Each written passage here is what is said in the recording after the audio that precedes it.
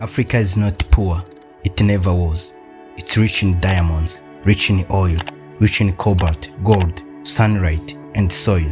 It's rich in people, the youngest, strongest workforce on earth, and rich in culture, rhythm, spirit, and hope. But still, it is called the poorest continent on earth. People work for hours just to fetch water. Children sit under trees to learn because schools are broken. Entire nations borrow billions just to survive. Yet, at the same time, you will find oil leaving Nigeria, cobalt from Congo in Tesla's batteries, uranium from Niger lighting up Paris, cocoa from Ghana sweetening sweet chocolates, where the mothers who grows the cocoa can't afford chocolate herself. How is that even possible? How can Africa, richest land, have the poorest people? This is not the story about laziness, not about bad luck. This is a story of design, a story of giant kept asleep on purpose. But now, the giant is beginning to wake up.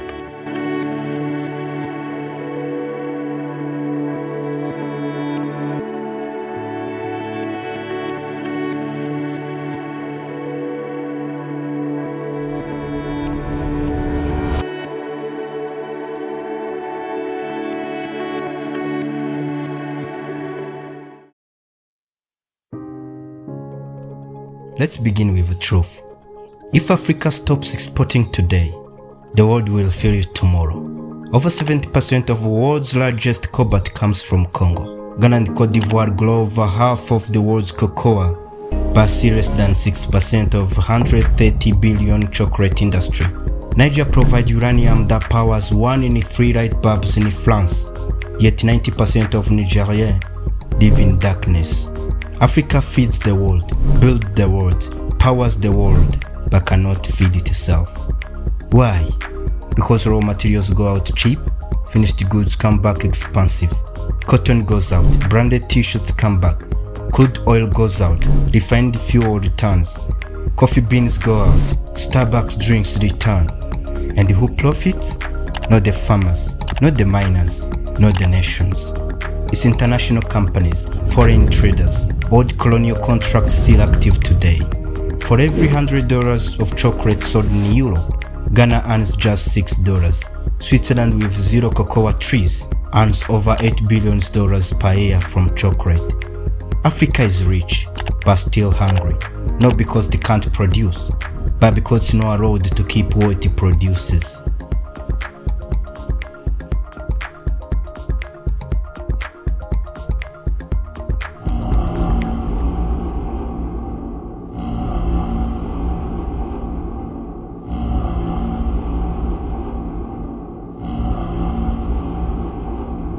Let's stop pretending. Poverty was a planned, independence was a show, and the real chains, they were the financial. After colonial powers left, they created a new system to stay in control. The CFA flank still controls 14 African currencies.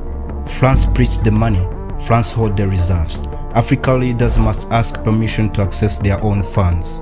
The IMF and the World Bank gives loans, but with dangerous strings attached. Privatize your water, cut education spending, remove trade predictions. Africa was told, open your markets, stop growing your own food, sell your land to foreign companies. And if you resist, no loans, no trade deals, your economy crashes. 1994, the CSA flank was devalued by 50% overnight. Food doubled in price, salaries stayed the same. No vote, no warning, just Paris deciding for 14 African countries. Thomas Sankara of Burkina Faso once said, "The one who feeds you controls you." He refused IMF loans. He pushed for African-made goods, local farming, women's rights. In 1987, at the age of 37, he was assassinated. His replacement rejoined the old system. This is not freedom, it's modern colonialism. Only now, the chains are contracts, and the weapon are interest rates.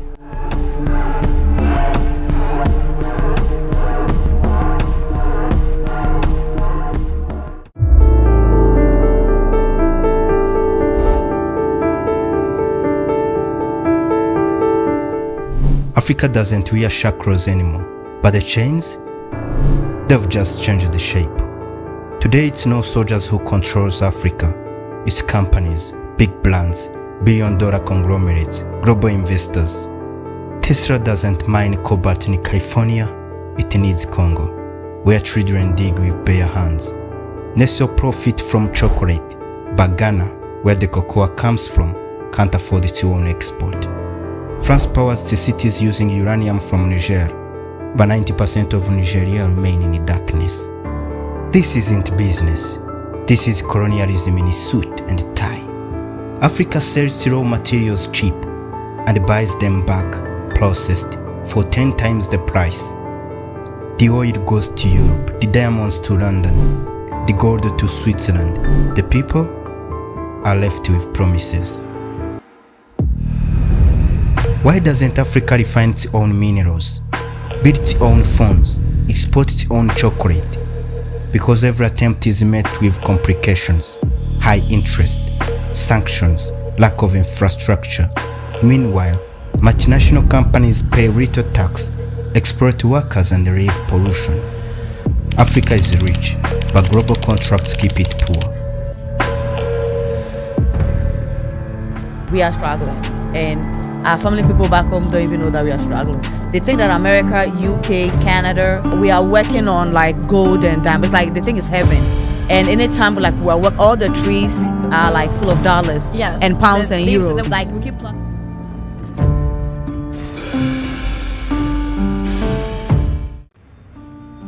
Let's talk about the ones who live. The nurse in London, the driver in New York, the student in Germany, and the maid in Dubai. They clean, they build, they sacrifice, then they send money home. In 2022, Africans abroad sent over 50 billions back home, more than all foreign aids combined. But life abroad isn't easy. They face racism, visa restrictions, high rent, low wages, and yet they endure. They send school fees. They build the houses they may never live in. They carry the burden of entire families. The African dream abroad isn't luxury, it's survival. And the diaspora, they are the continent's quiet lifeline. Far away, but never disconnected.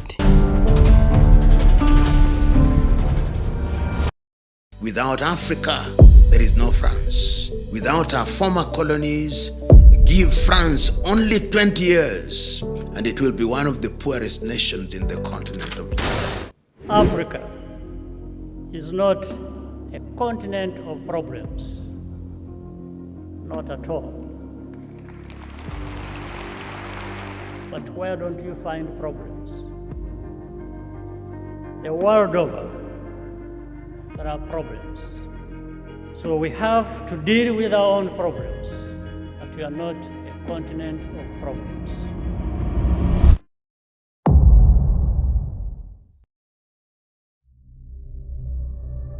Every time Africa tries to rise, the system pushes back.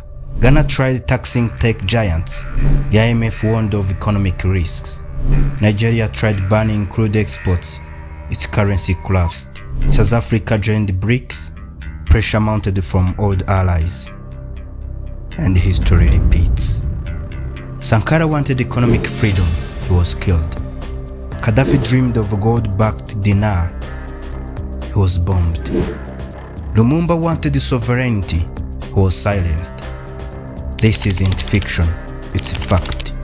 Because a strong Africa is dangerous to those who benefit from a weak one. Every time a nation says no, the media calls it unstable. Every time a leader refuses Western aid, they call him a dictator. But now, Africa is getting louder and it's not asking for permission.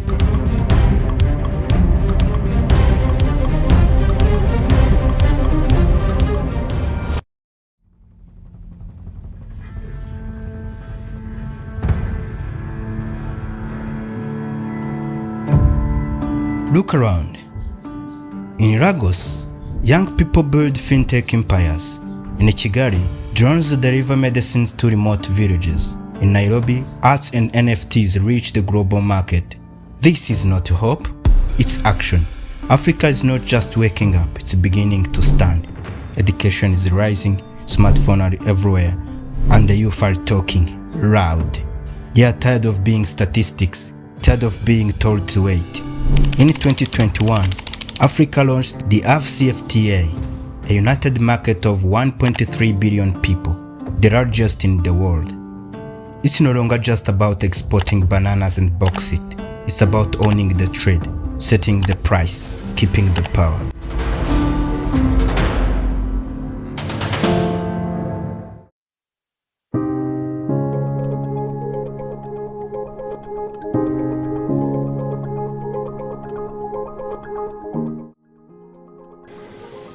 They enjoy saying it every year in their economic surveys.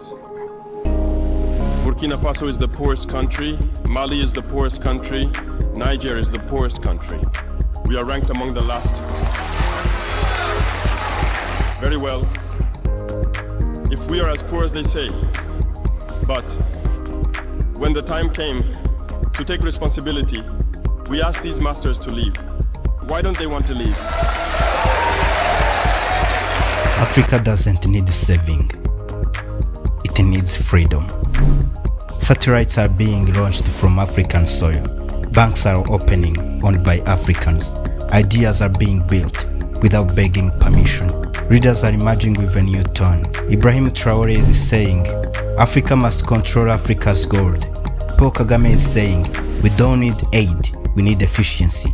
From Pan-African trade to cross-border tech, this is no longer just revolution. This is reconstruction. They told us we couldn't lead. We are proving them wrong. They said we need aid. We built fintech instead. We are building without permission. They say Africa will rise someday. They say we are not ready, that we are unstable, unprepared, poor. But they are wrong. Africa was never poor, just robbed. The world fed of our minerals, oil, music, labor, but silence is ending. From the Congo to Cape Town, from Dakar to Dar es Salaam, the voice is rising.